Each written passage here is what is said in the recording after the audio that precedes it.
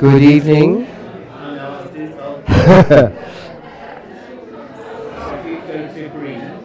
Oh, I have to stay sat down.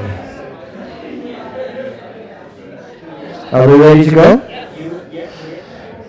Countdown. 10, 9, 8.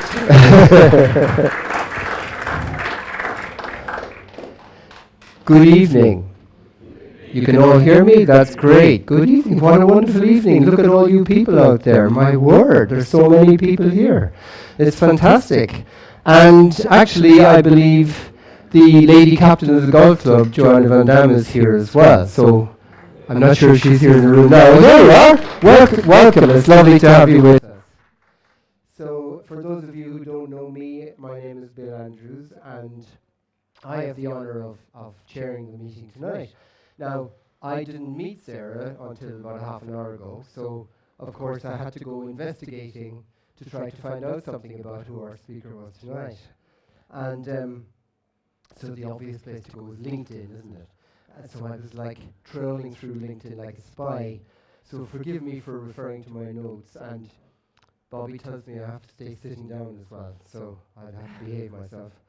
And I was just trying to find out as much about her background as possible. And the first thing that struck me was that she must be about 145 years old because she managed to achieve so much. But I think, as you can obviously see, that that's not in fact the case. Good moisturizer. So I found myself wondering where the thread began that led Sarah to where she is now.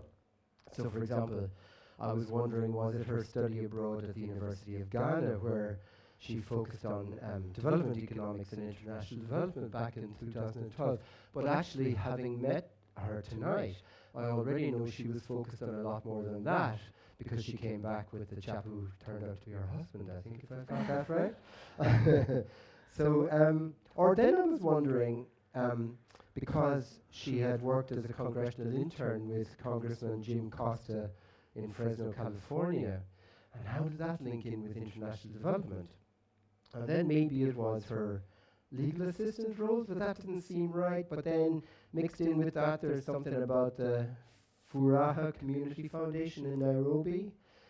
My word. Or was it inspiration from her move across the pond to Leeds and London? And then I thought, well, that was probably about the weather, because she wanted to get away from all that sunshine in California. And that may have led her onto her true pathway. And then there's a whole history of so many different organizations: Streets Kids International, Able Child Africa, a spell with EdComs. I'd never heard of them before, but the UK's leading educational communications, marketing and research agency. Catch 22, finally to the Prince's Trust. And where she has had two roles to date. First of all, as international project manager working on projects in Barbados, and currently international program development manager, where she leads on the development and growth of Prince's Trust youth programs across the countries that they work in, as well as scoping partnerships in new regions. So currently, Sarah leads on the scoping of new delivery of programs in Sierra Leone and in Nigeria, having already led on the program design and scoping of education, digital and youth personal development programs in Serbia, Greece, Santa Lucia, Barbados and Ghana. Now you can see why I thought she's 145 years old. Sarah specializes in human-centered design, a method that focuses on treating the people you are designing for as the experts of their own lives, which is, I guess, a sort of a common sense notion that's often forgotten. So please, can you give a warm welcome for our speaker tonight, Sarah Dorkson.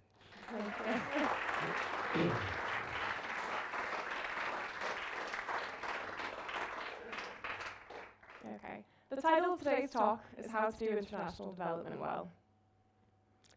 That's a huge topic. So to answer that question properly, we'd be talking about things like safeguarding, financing, capacity strengthening, and we'd need quite a few more hours than I think you'd be willing to give me tonight. So I'm going to focus specifically on what I know best, how good program design is vital to effectively helping those you're trying to support. I'm a program designer at Prince's Trust International, a charity based in the UK and founded by His Majesty the King. and its focus is on working with charities and government ministries, often in Commonwealth countries, to support young people to succeed in education and employment. As Bill said, I've designed and implemented programs in the Caribbean, Asia, Europe, and Sub-Saharan Africa, and I'm currently working on Sierra Leone and Nigeria. My focus is human-centered design, and as Bill said for me as well, a method that focuses on treating the people you're designing for as the experts of their own lives, a common sense notion that is so often forgotten in international development, and indeed in many other facets of life. So I'll go into more detail on what human-centered design is later, but the main 2 points I want you to take away today are to design programs well. You should not have a solution in mind from the start, and you should treat the people you're designing for as the experts of their own lives. So today I will briefly cover what I mean by international development. I'll show you why you shouldn't have a solution in mind before you design your program through 2 examples of well-intentioned but poorly designed programs. Next, I'll share an introduction to human-centered design and focus on how we treat people as the experts of their own lives. Then, I'll finish with some examples of how you can use this in your own life. So, what do I mean by international development? At its core, international development is the work that focuses on improving the well-being of people in low and middle-income countries. To guide this work, in 2015, all 193 countries that are members of the UN unanimously agreed to the Sustainable Development Goals, what we call in the sector the SDGs. These 17 goals act as a guide or a to-do list for every country with focus areas on how to improve the well-being of people on the planet. The ultimate goal is to create more equitable, prosperous, and sustainable societies on a global scale. So with all of that in mind, I'm going to introduce you to 2 examples of well-meaning international development programs that haven't had the intended outcomes because they didn't develop it alongside those they're working in aid of. So first, in international environmental charity, one is to solve the problem of overfishing in a small Pacific island nation. Their assumption was that the best way to solve this problem was by having less fishermen on the water. So they went to work developing a training program to retrain fishermen as coconut farmers, a job that would bring in a much higher income for these fishermen, so it would be a great solution to entice them away. They were right. It was incredibly successful at luring fishermen into a new trade. These newly trained farmers made a much better income in their new roles, so that they were no longer just sustaining themselves, but able to save and have disposable income. The only problem is that these men weren't asked what fishing means to them and what they might do with their extra income. These men and their families had been in fishing for generations, so their disposable income went into fishing. You're right. So they bought much better fishing equipment and spent their free time fishing for fun and to supplement their income. And pretty soon, the overfishing problem was worse than it had been before. My next example, malaria is a life-threatening disease spread to humans by some types of mosquitoes and is a major public health risk in sub-Saharan Africa. Malaria cripples economies and is a factor in keeping them in a cycle of poverty.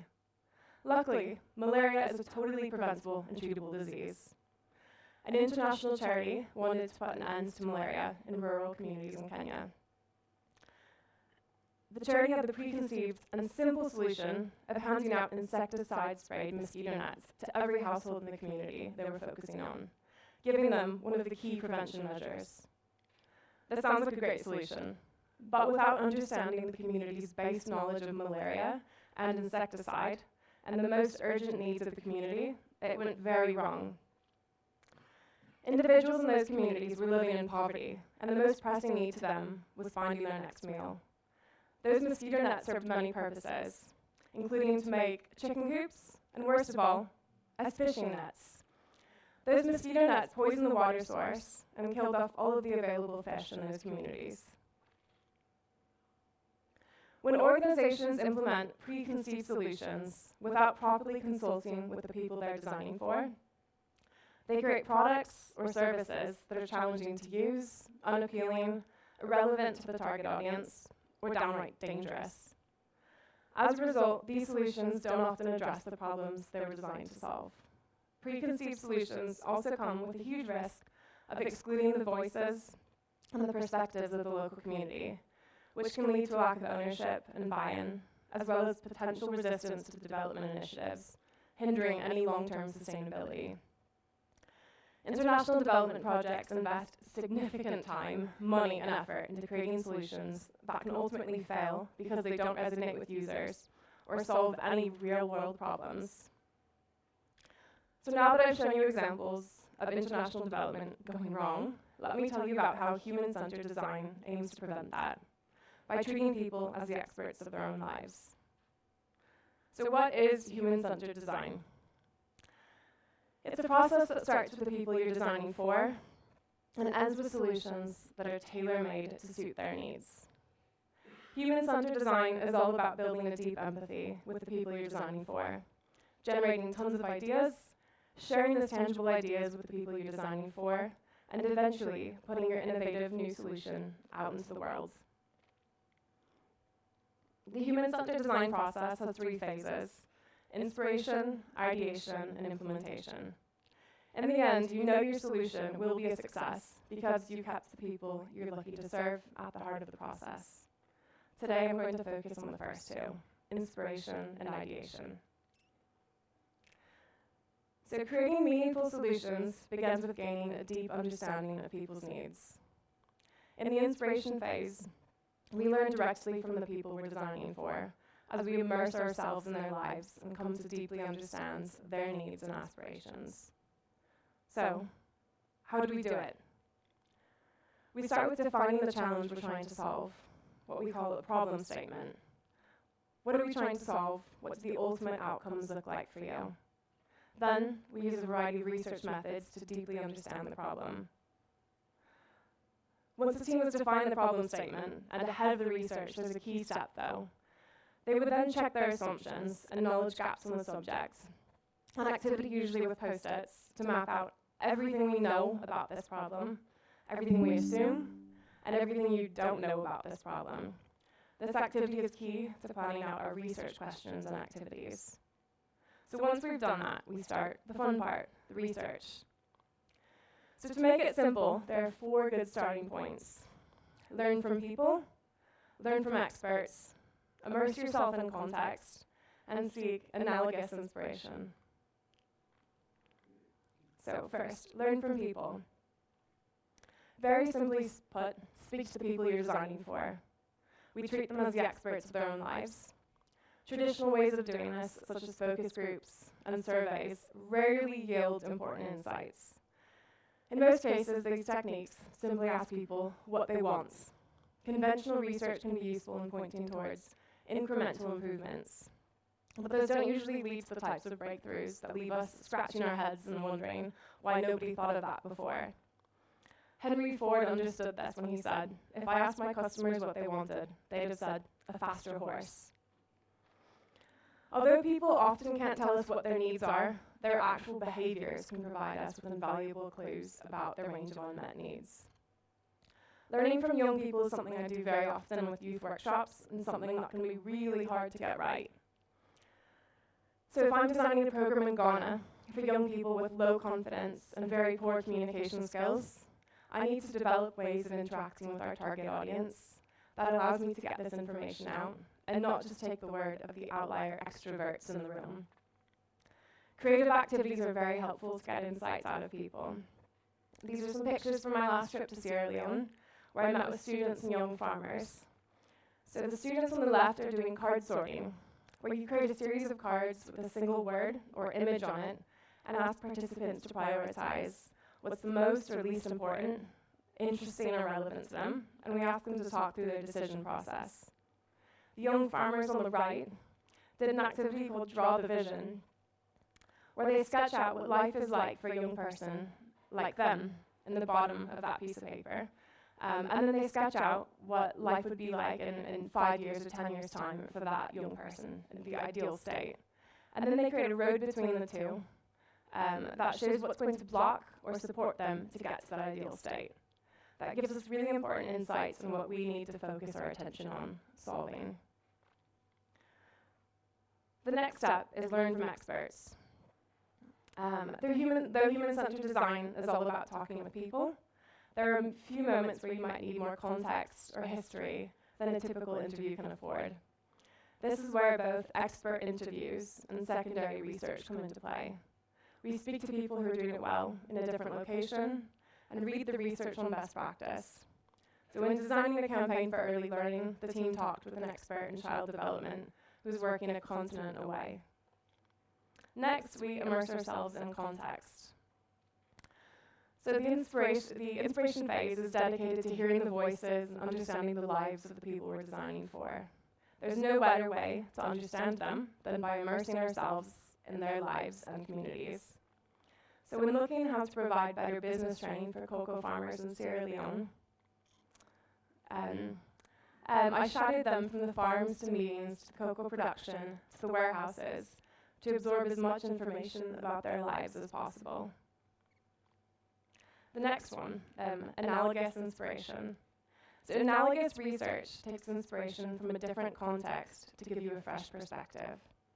So, for example, when helping surgical teams deal with complex procedures, designers looked at how car racing pit crews optimize their processes for safety and efficiency.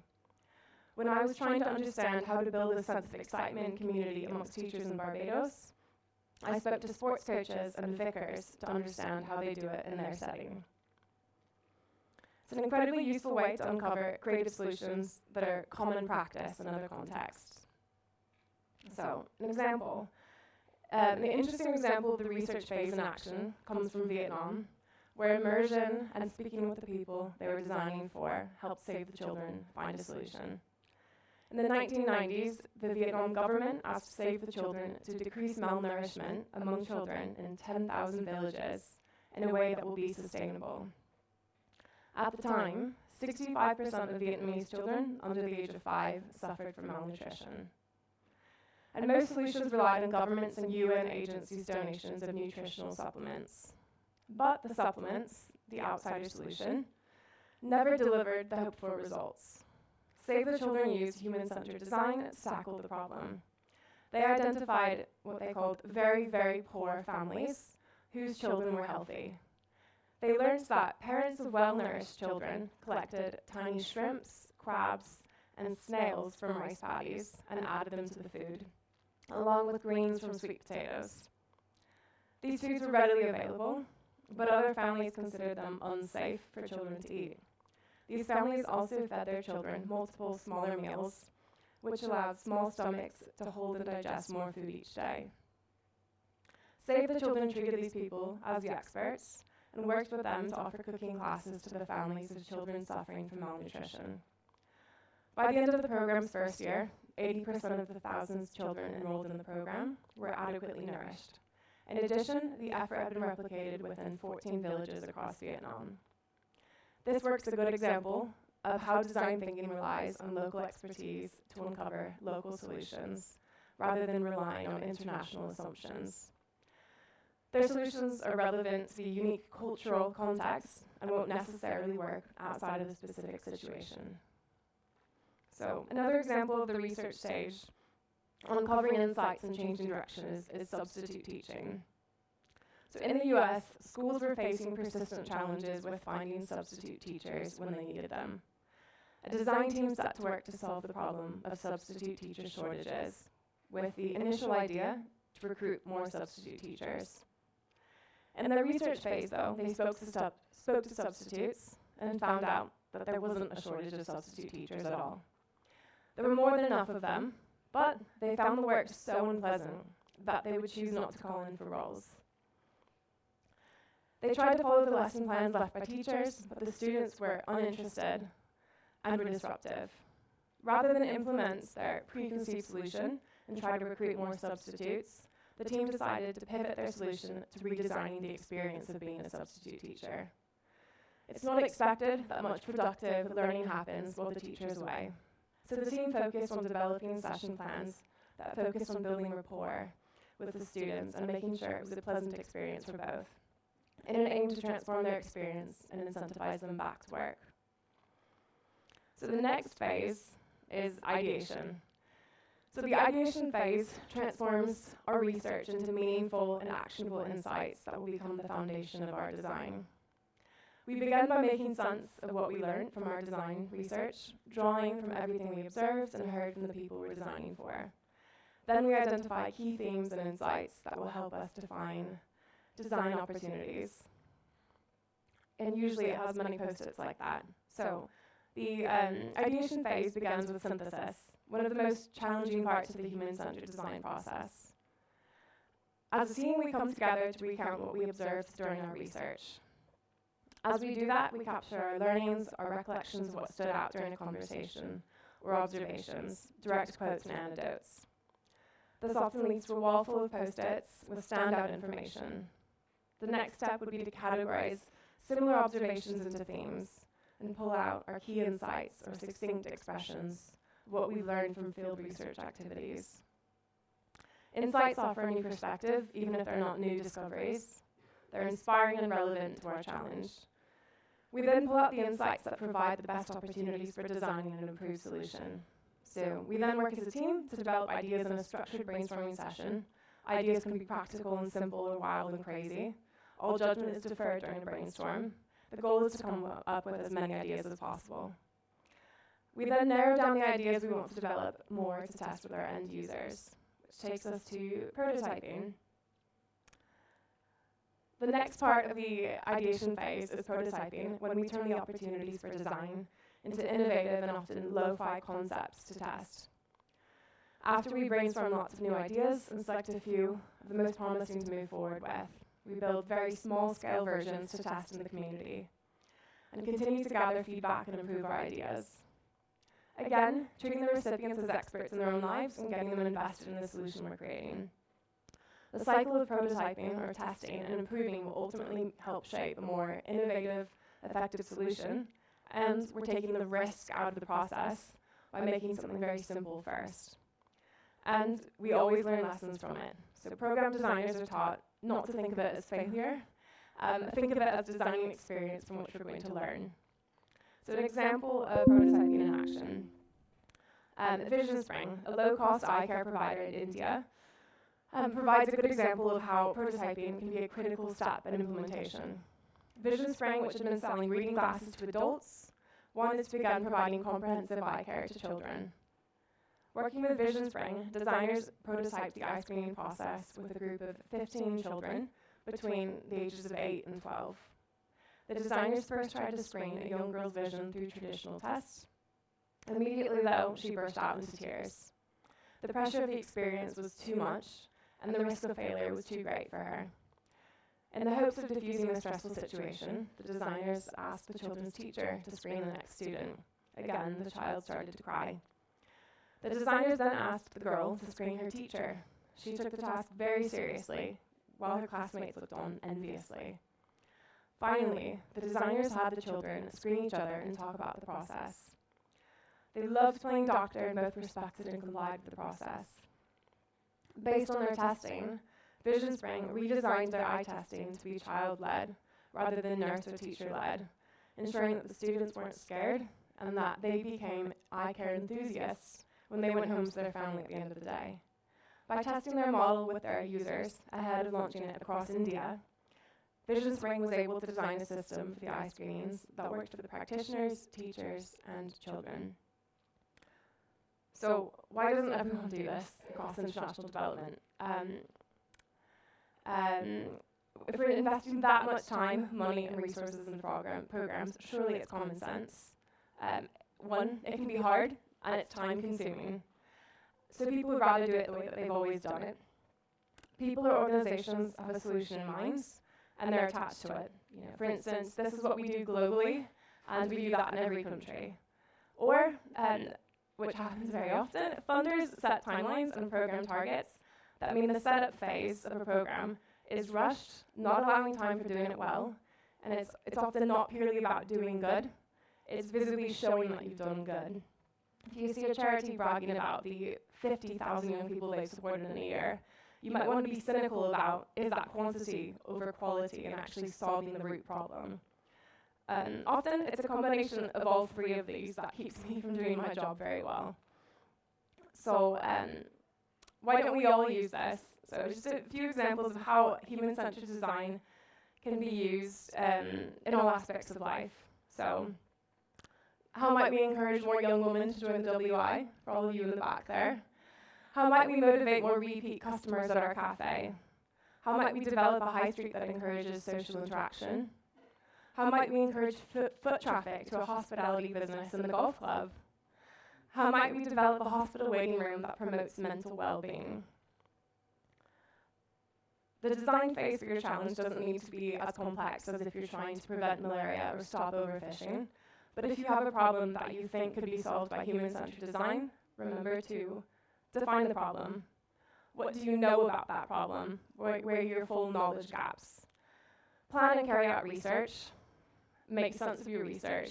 Develop ideas and test them with your audience. Implement your ideas and keep testing. And remember to keep in mind that to design a solution well, either in life or in international development, don't have a solution in mind from the start. Treat the people you're designing for as the experts of their own lives. Thank you.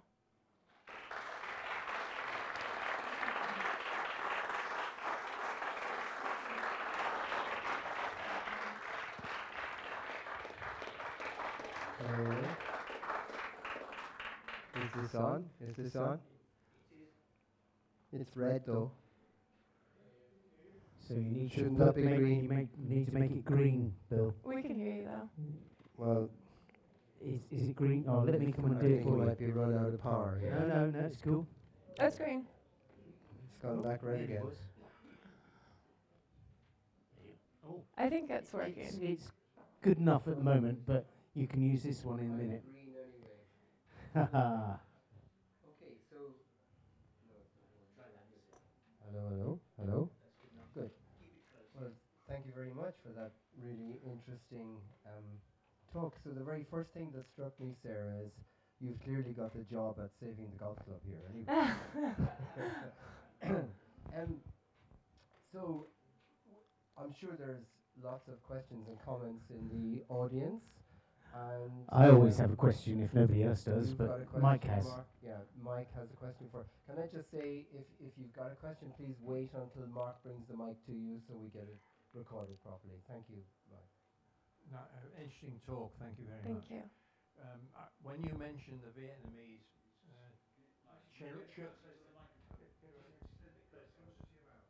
it's like a lollipop, isn't it? It's poor technology, isn't it? The Vietnamese children. I was thinking of Jamie Oliver and the British school children. Do you remember his program to try and get them to eat Yeah, I proper do. food? And the difference was, it looks like the Vietnamese mothers really wanted to get their kids better food, and they were going around scavenging stuff, weren't they? Prawns and stuff. Well, our mothers didn't really understand nutrition, did they? It was an interesting, how the affluent people are falling into the same trap as the poor. And I thought it was really interesting. And I just thought I'd mention it. Thank you. Yeah. Thank you, Mike. Mark, you. So what a fantastic talk, and it took me way back to when I was working in blue chip industry, and the management wanted a solution for a problem that they perceived, and they did it all top down, and it was terrible. Yeah, And top-down then- solutions are the bane of my But existence. then I was thinking about HS2. And the list gradually grows and grows and grows. So what a fantastic thing. So thank you very much, Sarah. I loved your talk. Thanks, Mark. Over here. Oh, no. Hello, Sarah. Hello, Forrest. Thank you very much for the talk. Are there certain charities? Because obviously, when you give to charity, you want to maximise your pound Yeah. or whatever.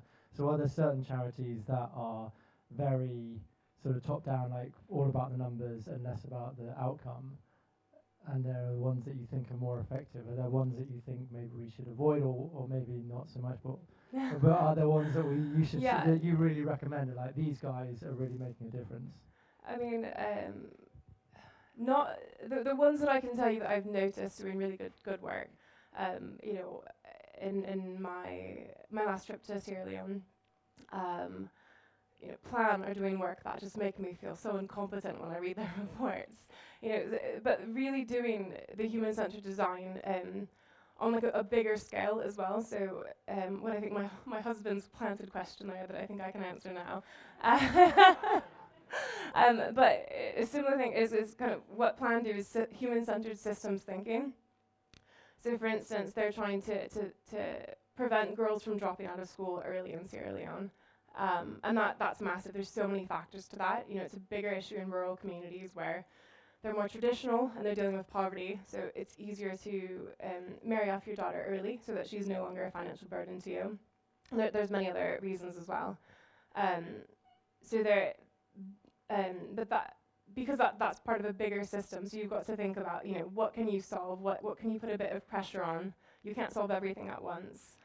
So, you know, they zoom out to look at what is the main problem. So girls dropping out of school. What are the 50 different causes of that? And then they think about what's in their sphere of influence now.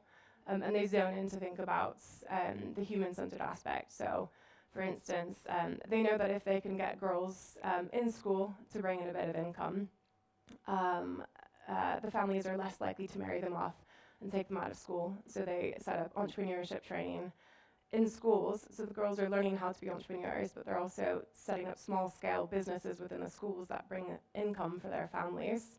So they're learning really useful work experience, but also their families are less inclined to take them out of school.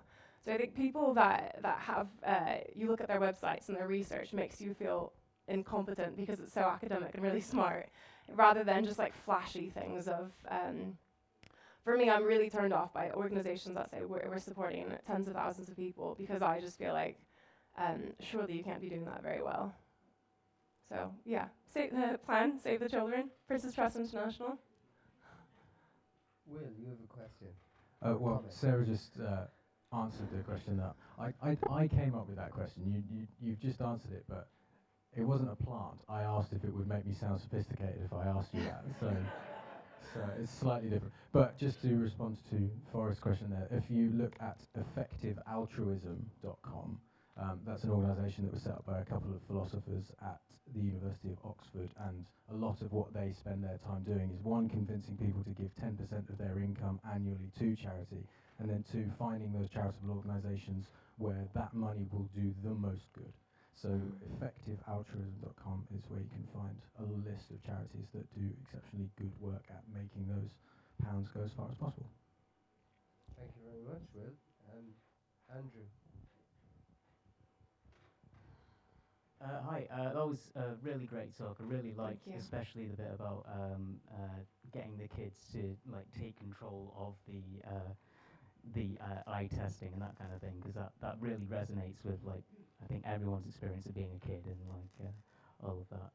So I'm sure that would have been really effective. My question is, however, when you talk about centering the humans and treating people as experts in their lives, what you're trying to get out of that are solutions. And my question is, who gets to determine what are the problems in the first place? Because it seems to me in all of these cases, the agency is given some kind of mission from somewhere. Yeah. And you have, even if you're not like applying a top-down solution, you want a particular outcome. So with the example of the fisherman, the outcome is to prevent overfishing. And the solution would have been to instead, even if this was the incorrect solution, if it had worked in the ideal world, there would have been possibly ecological consequences to, coconut monoculture, for example. Yeah. So my intuition is treating these fishermen as experts in their own lives. If you had asked them like what the problem was, they would have said that the problem was that like they just wanted to be able to continue their traditional way of life in such a way that they were not pressured to by the tendency of the rate of profits to decline or whatever to overfish. But Yeah, no, it's a good point that you say there, and it's a massive topic in the sector of often the problem that we're trying to solve comes from funders or from the NGOs who we think that we know. So it's often this arrogance that we discuss of, for us at Princess Trust International, we partner with local organisations, and we're trying to push much more for equitable partnerships, where it's not coming from the UK, this is the problem, trying to build up our partners to come from them, of what is the problem that you see in your community, and how can we help you solve that. I'm having a challenge at work because I have a funder that's come and said, I want you to pilot this entrepreneurship program in Nigeria, but it has to just be soft skills, and you can't give them the skills they need to set up a business after.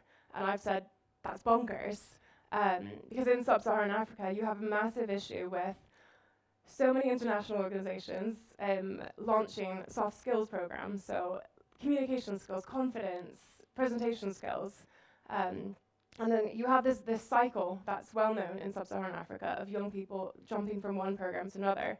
Often they get small stipends that encourage them to do that, but they finish these programs and they can't start a business. They're not employable after, and there's no hard outcomes. You know, I spoke to someone from USAID, the American International Development Agency, and they pay tens of thousands of pounds per person to get them into a soft skills program, but they don't have the skills to be employable after. And so no one's going to Nigeria at the moment, or that I'm working with, and saying, what problems are you having? How can we support you? And that's the challenge, and what I'm trying to preach at work to my funders, that it's not going to be successful if your global theory of change says we need to only fund soft skills programs, and that's all we're going to do. So that's my current battle. I have a team out in Nigeria right now who've been doing that research with young people to find out what are their actual challenges, what skills are they missing, why haven't they set up a business, you know, what are their challenges, so that we can go back to the funder and say, here's this evidence, let's listen to what young people want us to develop. And it's not an entrepreneurship program, or, you know, so I think we talk a lot in the sector as well about properly listening to young people and like decolonizing aid. So the solution's not coming from the UK, but coming from the young people in the countries we're trying to support. But it's uncomfortable.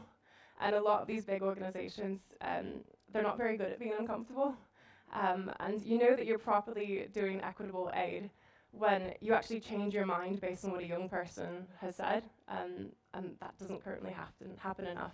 So that's a really good question that you've asked, and we're trying in the sector to be better at that, but it's not good enough yet. Thank you. Hi, Anne. Congratulations, Sarah. Sorry, is that better? Congratulations, Sarah. How hard is it to get your concept accepted at ground level? You sort of touched on it with the last question, but there's all the research that you talk about, all the program development, but taking the children and the eye tests, it's quite a hard concept to get teachers to pass the buck to the kids to do it. So are you involved in that, or are you passing that on to somebody else to deal with? So once I've designed the program, do you mean am I involved with the implementation? So often that's a program manager that's involved in the implementation. But what we do, part of that is behavior change. So you know, we design programs, education programs, where we're trying to get teachers to teach, you know, to not lecture from the front and be really informal and activity based, which is, you know, we were last doing that in Greece and Serbia and Pakistan, and that's so different than how teachers are used to teaching. So a lot of what we do is trying to understand how can we focus on the teachers, not just the children, and the youth workers, and the behavior change, and teaching them and not just through a one-off training, because that's kind of what we call sheep dipping. You do that once and you expect outcomes, and it doesn't work. So it's kind of constant touch-ins with our programs team, with the teachers, because it's a big shift for them in a new way of doing things. But I think for us, because we work in partnership with local organisations, kind of they know best on how to do that and how to create that change. So we often design the programme in partnership with them and really rely on them for their expertise. I think there's a question down the back. Yeah. Hi, Clive. Hi, Sarah. Congratulations, very well done. I always wondered what you did sitting upstairs, and now I know. There we go. The banker in me makes me want to ask about the funding side of this. So, Prince's Trust International, where does the funding come from?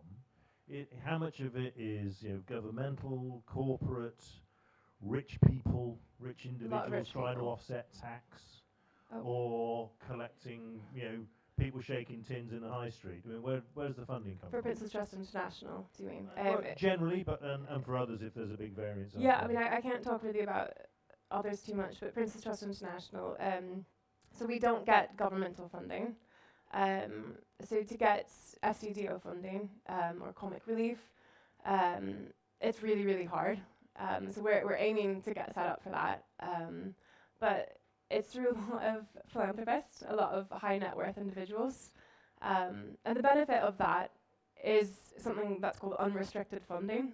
So you have in the charity sector, you have restricted funding, so money that comes in and it has to be spent in Nigeria, where it's restricted to a specific budget line.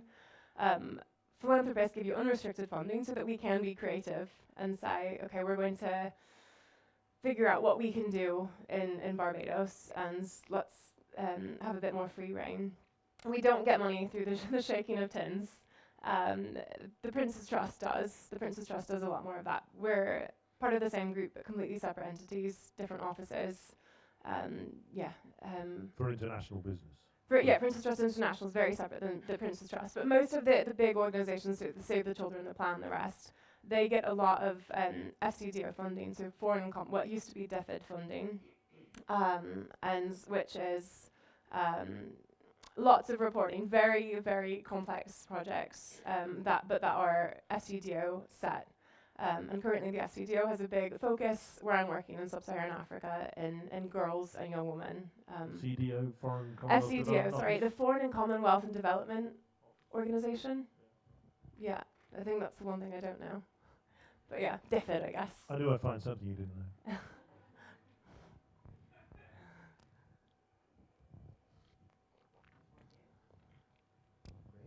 Hello, thank you so much for that.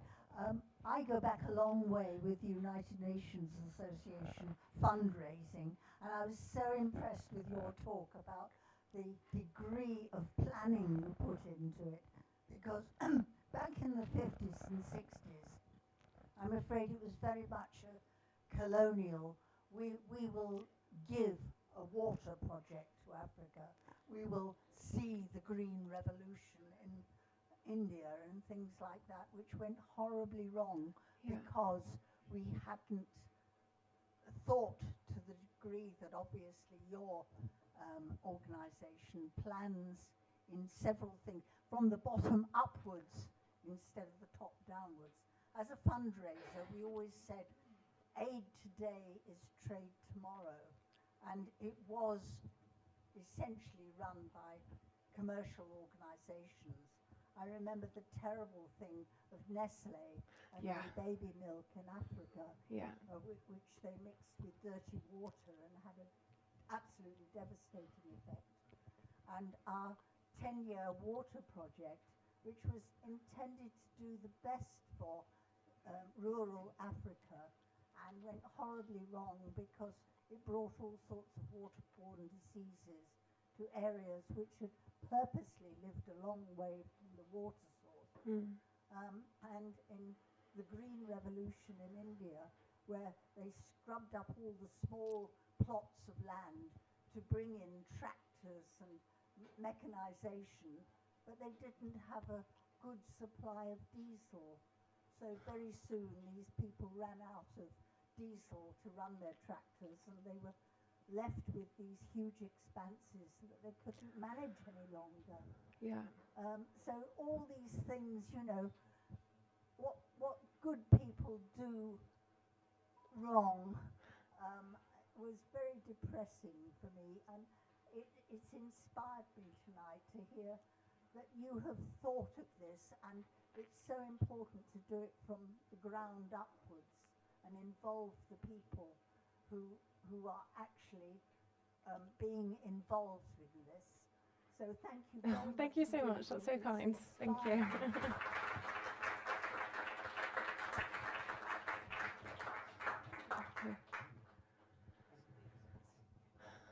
Hi, Alex. Hiya, all right. Well done, that was great. Thank you you. very much.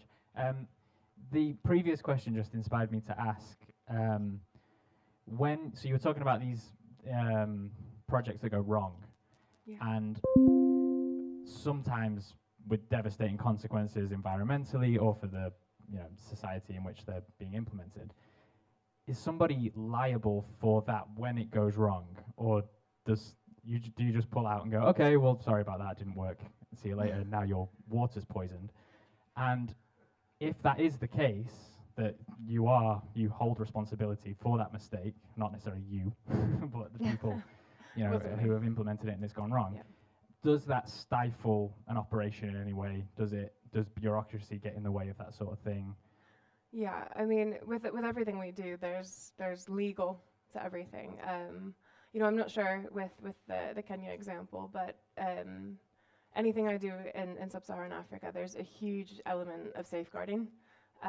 We call our programs the Safer by Design. So our safeguarding lead, who's also from Anglesey, she's involved with everything, making sure that we risk assess every single thing that we do.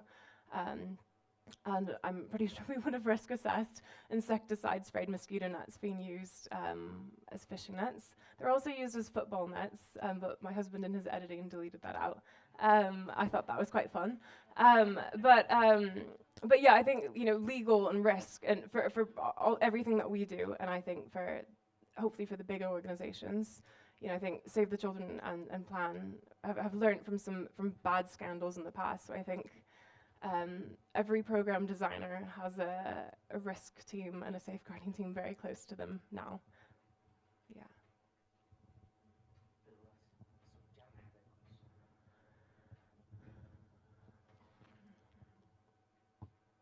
Thank you.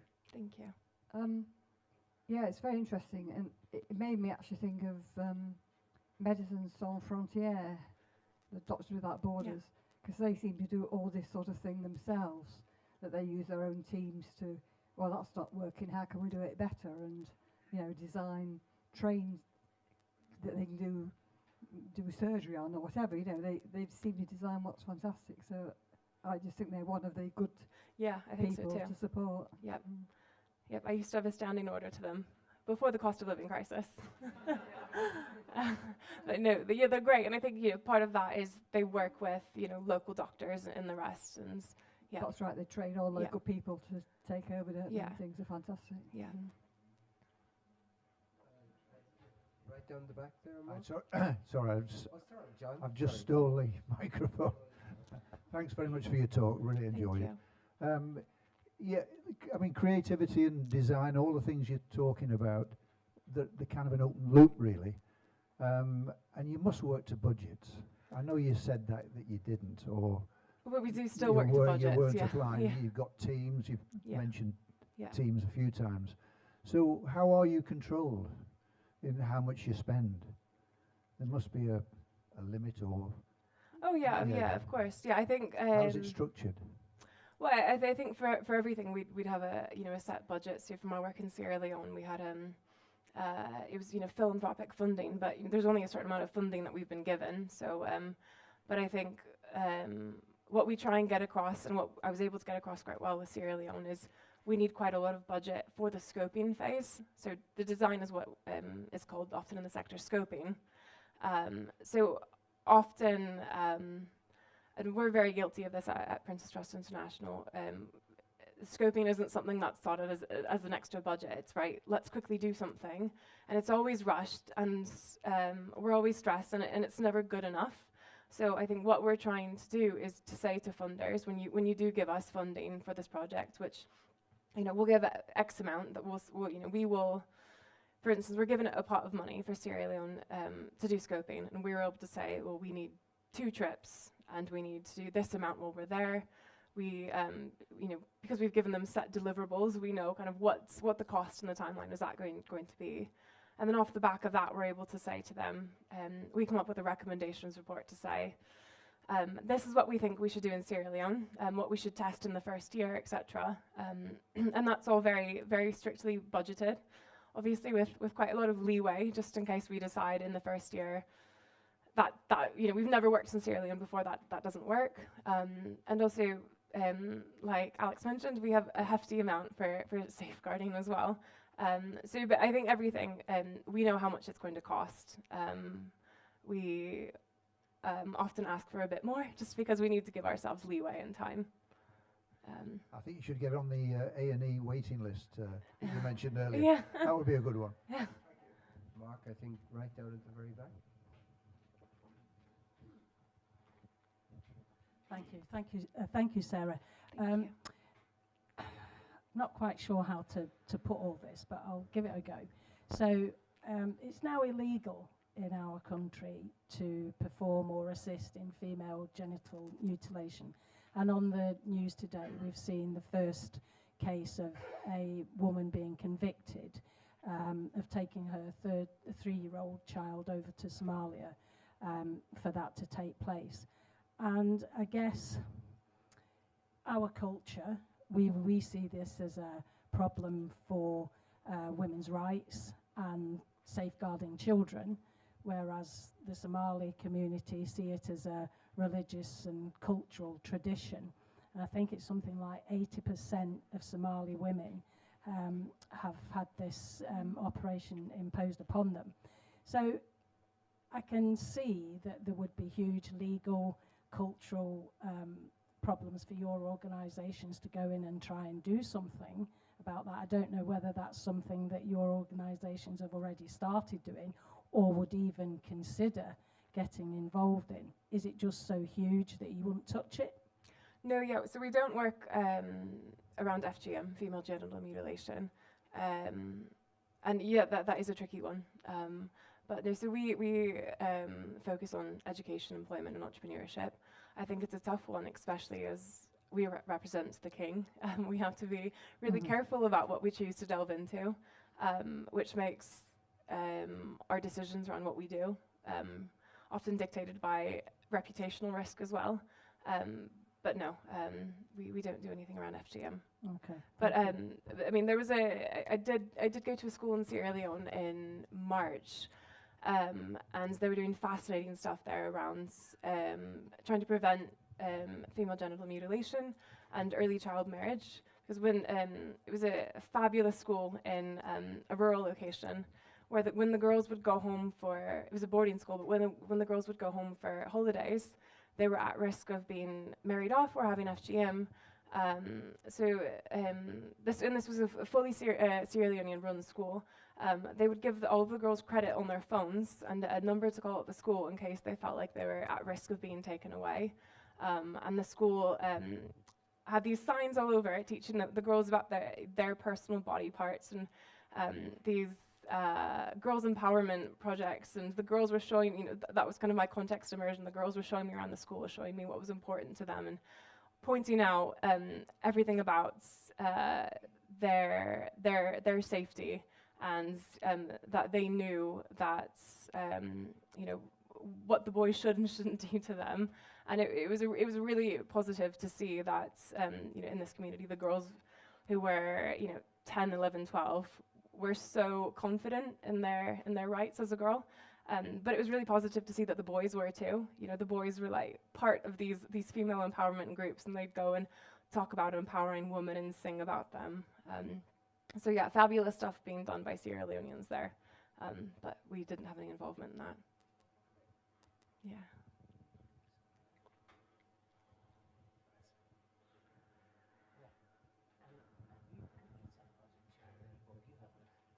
I just wonder, has anyone got any thoughts about, in their own experience, in their own workplace or business or anything like that, with these type of ideas, sort of from the ground up, of good practice, if you like, maybe from Yes. a different field, not. Yes, that was the point I was going to make. Good. So, Bobby, have you got an example? Not an example, but what I was going to say was that in the field of management science, change management is generally considered, in my experience, which is of course very old, generally considered to be the most difficult thing.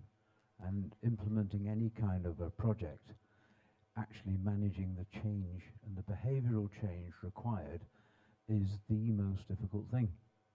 And it makes obvious sense to me that the approach you're taking of engaging with the operatives at the end of the chain, as it were, it just makes perfect sense. Yeah. By the way, sorry, I should have said wonderful talk. Thank you. No, Sarah. it's thank you. But I think the biggest challenge for me is, I was saying to Clive on the way here, is the people at the top of the chain. You know, the senior leadership and the funders who are so set in the way that they've done things for decades, and who want to have an impact report that says we've supported 10,000 young people this year, and keep themselves in a job. And I do want my job, but I do think that charities like mine shouldn't exist, in a couple of decades or so. The youth sector in Sierra Leone and Nigeria and Ghana should be so strong on their own that I shouldn't need to be there. We shouldn't just be focusing on like the short-term fixes of supporting young people post-16 that can't get into work. This is a subtle name drop, but I was speaking to the Prime Minister of Barbados. She like you do. We were really struggling to get a program off the ground, and CNN were filming, and so she came in and said, "How is your program? Is it going well?" And she's really a terrifying woman, and I said, "Actually, no, Miss Prime Minister, it's not going well at all." And the Ministry of Education haven't launched it. We haven't been able to get into the schools. And she said, "Well, I don't want to do anything in elementary schools. I want post-16 work." And I had to say to the Prime Minister, well, we need to be in primary schools teaching young people the skills there so that post-16 charities don't need to exist. And then she said, "Fine then, call the Minister of the Education into the room." And she told the Minister of the Education what to do. We started the project, and then COVID kicked off the next week, and they forgot. So, but I think that's the thing for me is trying to convince the senior leaders that we shouldn't exist anymore, and that we should be focusing on, for me at Prince's Trust International, we're trying to focus much more on the charities that we work with in country, on strengthening them up to do really well, and hopefully in a few years they're competing for funding against us, and they're taking us on as a partner that supports them rather than the other way around. Thank you, Sarah. I've got a comment and a question. The comment was about where we're seeing this in our own lives, and in health and care where I work, it's called co-production, and the theory is nothing about me without me, and people are known as experts by experience. And my colleague today was working with the Stroke Association to ask how, when people are leaving hospital, how older people can determine the kind of services that they receive and how they're supported, and the whole customer experience thing. So it's good that there are some flavours of this, just a little bit, in some of what we see in health and care.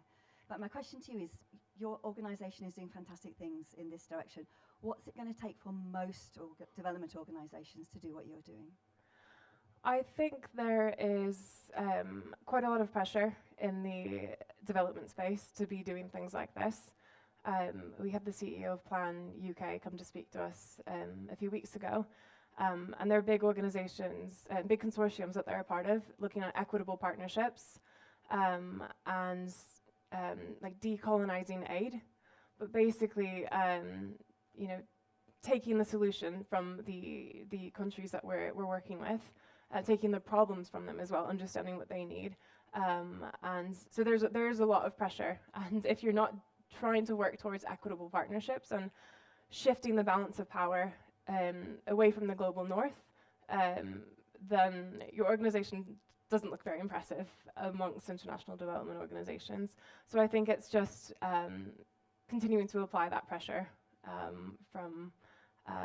and whenever you do speak to an organization, do ask them how they design their programs and make them feel foolish if they just copy and paste something to each country. Thank you. I think Andrew has another. Yeah. I don't want to make this sort of a decolonial Tersley corner, but continuing on from that question previously asked just there, when you okay, hold on, let me rephrase that. So how structurally, like just taking a step back and sort of like analyzing how all of this incentive structure works. Sorry, which structure? The incentive structure towards decolonizing aid, etc. Where does that pressure come from? Because if the majority of your funding is from wealthy philanthropists, is it? And this again relates to your sort of your 2-decade aspiration to which, like, essentially charities won't need to exist. Does the pressure to decolonize aid, to decolonialize aid, etc., does that is there some kind of moral hazard there where there's a tension between that pressure and where you actually get your funding? Because essentially, the wealthy philanthropists, they are going to see a decrease in their power and in their global prestige, as there is an increase in the power and global prestige of Global South. Yeah. So I think one thing for us, I guess, where does the incentive come to decolonize aid? I'm not terribly sure. I think amongst each other, amongst the big organizations, amongst academics, amongst leading voices in the countries that we're supporting, and a lot of our wealthy philanthropists do come from these countries that we support. We have a massive African advisory board of philanthropists from Ghana, Nigeria, and the rest. But I think there's a big piece for us on educating our funders on how to fund us to do responsible work. You used to see corporate social responsibility, so big banks like Barclays and Bank of America sending their staff out to go build an orphanage in Africa, and I think big corporations are smarter than that now to know that that's not responsible aid. Let's fundraise, sure, and give that money to Nigerian construction firms to do that themselves, or ask if they want to do that. But I think we're having to educate our funders, and we're having to educate the bigger organizations on how to do things right. But I think the pressure is coming from the countries that we work in, and from big academics and the rest of us. But like, is there an extent to which you find like actually delivering on your ethical mission as a charity ever comes in conflict with your receiving funding? It hasn't yet, but I don't think we're good enough. I don't think we're yet fully practicing what I'm preaching in the terms of decolonizing aid. That's a big piece that I'm working on right now is what we're calling our sustainability model. So how can we work with we don't deliver anything directly in any country. We work through local charities and governments. Our goal is to build them up to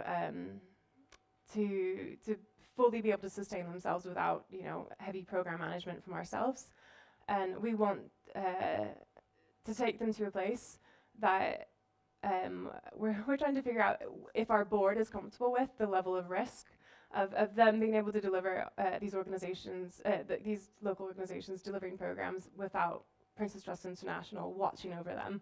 I think our board and many boards are much more risk adverse than program managers, because I find that quite patronizing that an organization in Nigeria couldn't deliver without me watching over them to see how they're doing.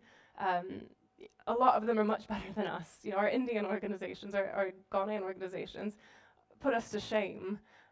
So I think the challenge that's kind of keeping us forward is the risk appetites of our board and of our senior leadership team. And us having to ask uncomfortable questions of, would we be happy to be in a place where our partners are beating us out for funding? Currently, all of the big charity sector organizations are really struggling for funding. So a lot of these responsible decisions across the board aren't happening enough because we're chasing money anywhere that we can get it from. Does that answer a bit? Yeah, that's a lot of good context, thank you. Okay, thanks, Andrea. Anyone else? Oh, good. I was just going to say that I had an Ethiopian friend who did a PhD in the 70s on bottom-up funding. Went back to Ethiopia and made a massive difference in one of the biggest slums in Addis Ababa from that approach. Oh, brilliant. Yeah. Thank you.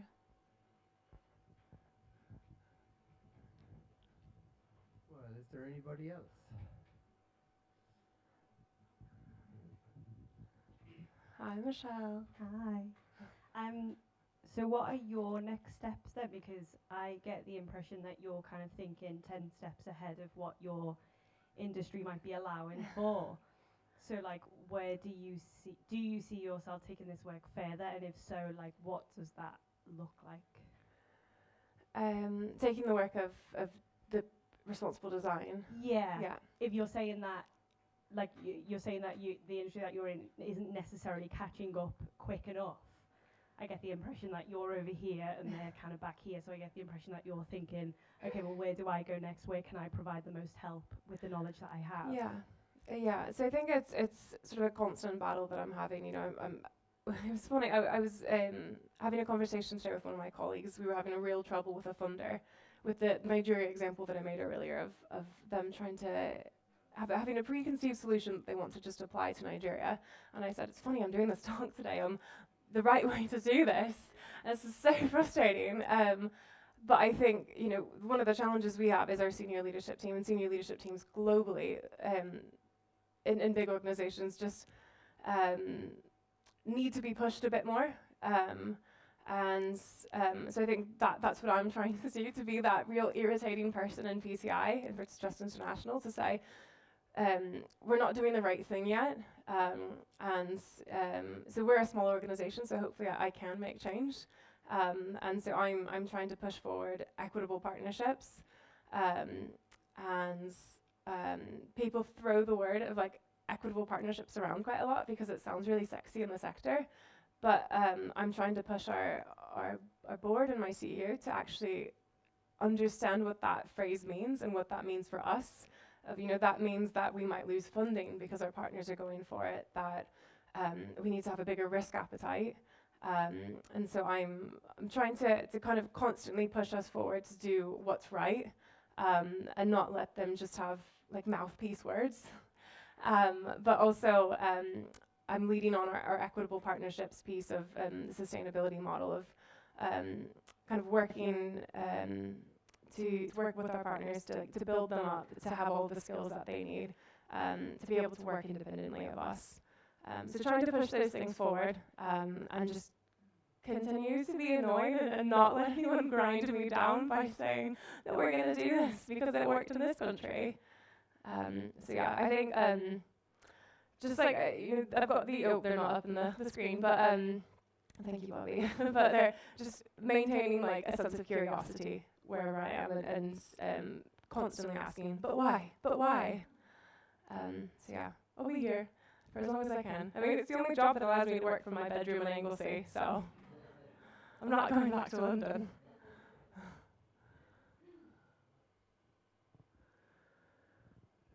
Have we exhausted every question or comment?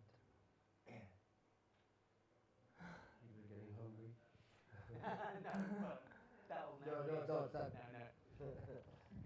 You can talk to people afterwards. Yeah. Okay, well, I think we're there. So I would like to ask you to put your hands together to thank Sarah for a great talk and also wonderful responses to so many different questions as well. Thank you very much.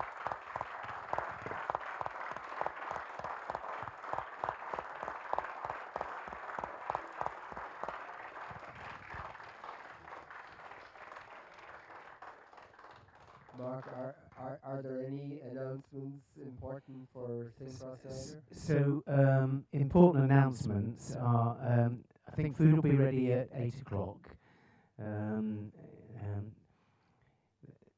Hopefully there'll be enough food because we tend to book